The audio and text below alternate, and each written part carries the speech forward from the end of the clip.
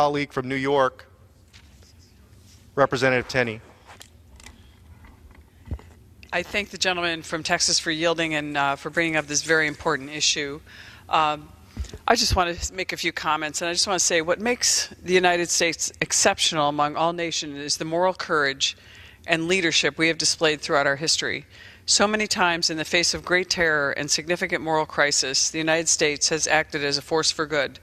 We have supported our allies to restore order where there has once chaos. Where people have been suffering famine and drought, we have stepped up to provide food and water.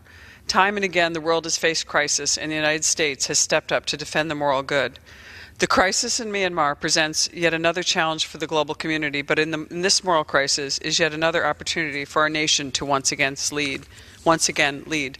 As we speak, the Rohingya people are suffering undue hardship and violence under a government that has failed to uphold the values inherent to a vibrant democracy.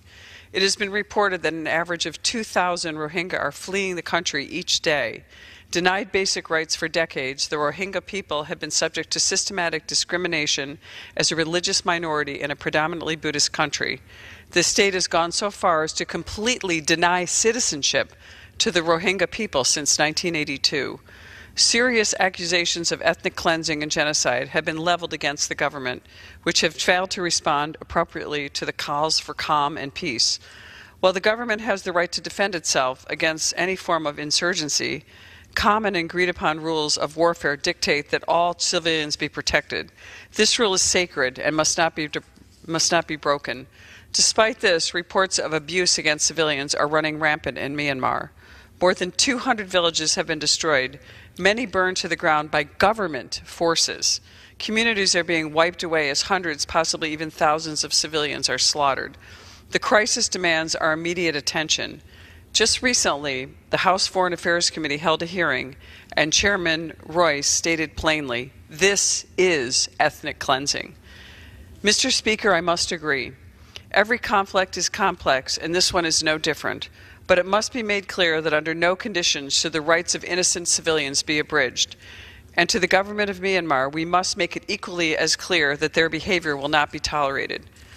I recently met with constituents from Myanmar in my district office. Utica, the largest city in New York's 22nd Congressional District, is a home to a vibrant refugee community.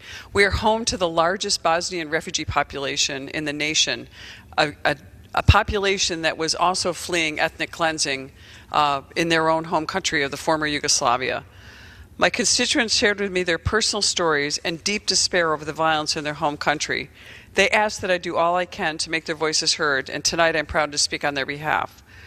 They shared with me horrific pictures of violence and of death, of torture, of children, of young people, of women, of men, of families. It was just simply appalling. Mr. Speaker, when our nation faces moral challenges, it is in our nature not to back down.